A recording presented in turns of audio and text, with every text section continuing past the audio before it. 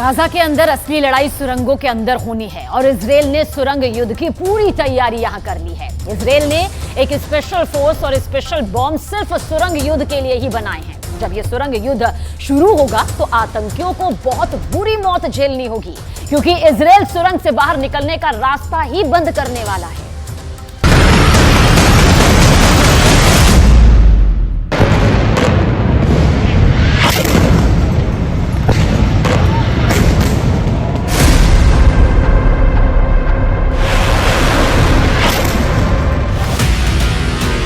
Israel के रक्षा मंत्री ने गाजा के अंदर ग्राउंड ऑपरेशन को हरी झंडी दे दी है।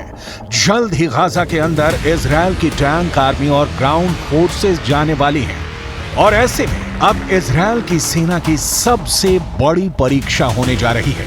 करीब 365 वर्ग किलोमीटर में फैला गाजा इसलिए सबसे बड़ा मजबूत किला है, क्योंकि जितना गाजा ऊपर नजर आता है उससे कहीं ज्यादा गाजा जमीन के नीचे है।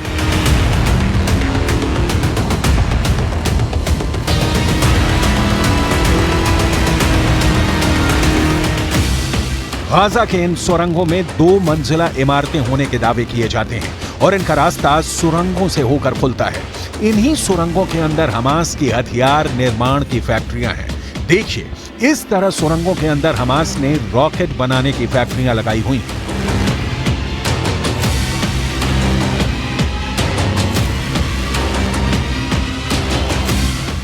दावा किया जाता है कि गाजा के अंदर 500 किलोमीटर लंबाई की फैली हुई सुरंगें हैं। इन सुरंगों के अंदर हमास के आतंकी चूहे की तरह छुपे हुए हैं और जैसे ही इजरायल की सेना गाजा के अंदर घुसेगी, हमास के आतंकी इजरायली सेना पर टूट पड़ेंगे।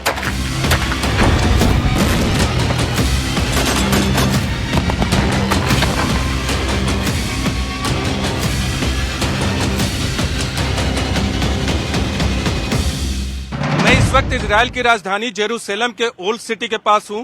इजरायल के अंदर सुबह से ही रॉकेट से हमले हो चुके हैं। दरअसल गाजा के अंदर से सुरंगों का युद्ध कोई नया युद्ध नहीं है। 2006 में भी इजरायल ने गाजा में सुरंगों को नष्ट किया था, लेकिन अब ऐसा दावा किया जा रहा है कि वहां सुरंगों की संख्या बढ़ चुकी है और यही एक बड़ी चुनौती बनकर इजरायल की आर्मी के लिए उभरी है। इजरायली डिफेंस फोर्स के पास सुरंगों को ढूंढने, बंधकों को छुड़ाने, सुरंगों को साफ करने, निष्क्रिय करने और नष्ट करने की क्षमता है।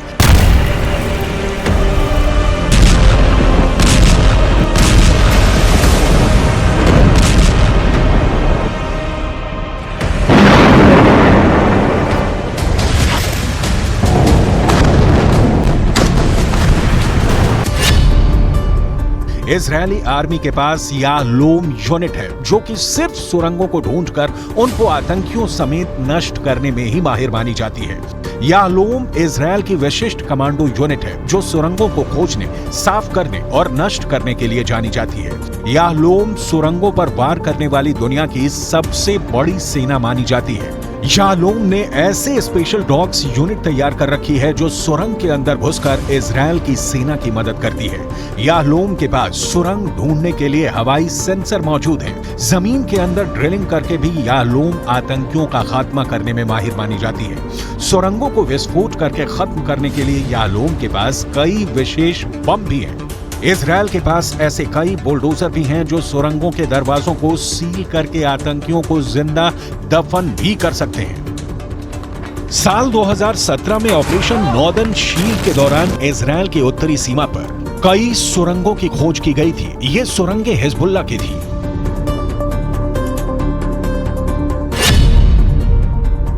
तो इजरायल डिफेंस फोर्स ने सुरंगों को बंद करने के लिए ट्रक भरकर हजारों टन गीले सीमेंट सुरंग के अंदर डाल दिए थे।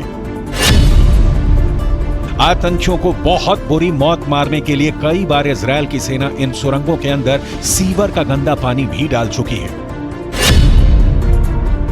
इजरायल की आर्मी के लिए सबसे आसान है समंदर के खारा पानी इन सुरंगों के अंदर डालना, क्योंकि गाजा समंदर के किनारे पर बसा है।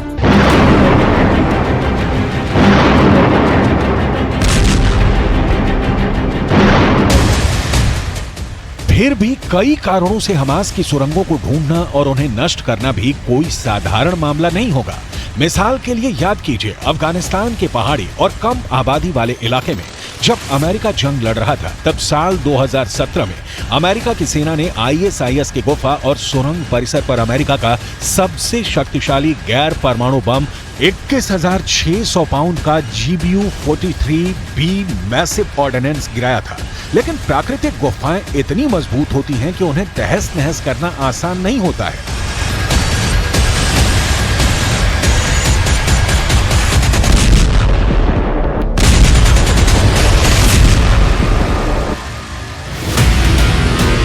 इजरायल के लिए सुरंगों में सीधा एक्शन इसलिए भी मुश्किल है क्योंकि इजरायल की आर्मी ने गाजा में घेरेबंदी की शुरुआत में ही कुछ छापे गाजा के अंदर मारे थे और इसके बाद IDF ने ही यह अनुमान लगाया था कि शायद आतंकवादी बंधक नागरिकों को सुरंगों के अंदर ले गए हैं। ऐसे में किसी भी सुरंग को बेरहमी से फोड़ डालने के लिए इजरायल मानसिक रूप से कितना तैयार है, ये भी देखना होगा। कुछ ऐसी रिपोर्ट्स भी आई हैं जिनमें दावा किया गया है कि इजरायल ने ऐसे बम बनाए हैं जो जमीन के ऊपर नहीं फटते हैं, बल्कि वो जमीन के कई फीट अंदर जाकर फटते हैं। ऐसे में मोटी कंक्रीट से बनी सुरंग की दीवार भी फट सकती है और सुरंगें नष्ट भी हो सकती हैं। आतंक की इन सुरंगों को नष्ट करना भी इजरायल की सेना का एक प्रमुख लक्ष्य है। साल 2008 और साल 2014 में जमीनी अभियानों में इजरायल सुरंगों को नष्ट भी कर चुका है।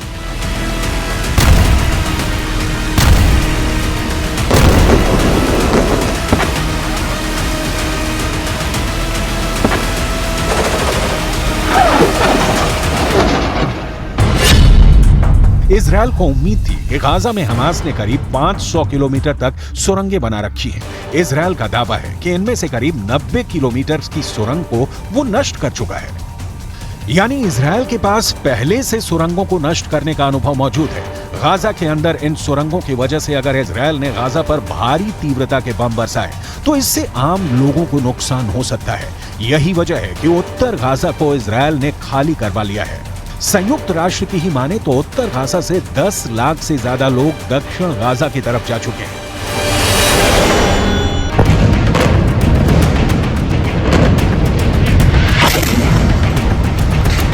गाजा के अंदर पानी की सप्लाई का हाल बहुत बुरा है। दरअसल युद्ध की शुरुआत के साथ ही इजरायल ने गाजा में पानी की सप्लाई बंद कर दिया था। हालांकि इजरायल ने अब यह दावा किया है कि वो दक्षिण गाजा में पानी की सप्लाई करेगा, लेकिन अब तक कुछ भी तय नहीं है। अब तो फिलिस्तीन के अखबारों ने भी यह दावा किया है कि पानी की कमी की वजह से गाजा के लोग नहा नहीं पा रहे हैं, जिसकी वजह से त्वचा की बीमारियां होने लगी हैं।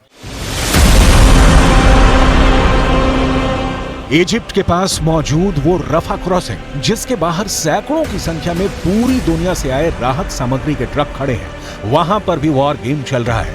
जब बाइडेन ने इजरायल का दौरा किया था, तब इजरायल से जाते हुए वो ये बयान देकर गए थे कि शुक्रवार को रफा क्रॉसिंग खोल दी जाएगी और राहत सामग्री अंदर जाएगी, लेकिन इजरायल की तरफ से इस पर कोई बयान नहीं आया। हालांकि जब इससे पहले भी रफा क्रॉसिंग को खोलने की बात हुई थी, तब इजरायल ने वहीं पर एयर स्ट्राइक कर दी थी। जाहिर सी बात है, रफा क्रॉसिंग को खोलना इतना आसान नहीं है, क्योंकि इजरायल को डर है कि राहत सामग्री कहीं गाजा के अंदर से होते हुए आतंकियों की सुरंगों में ना पहुंच जाए। पहले से इजरायल ये दावा करता रहा है कि पूरी दुनिया ने गाजा को कई सालों में जो मदद भेजी है, दरअसल वो मदद आतंकियों के पास पहुंची है और उसका इस्तेमाल ऐसी ही सुरंगों को बनाने के लिए किया गया है।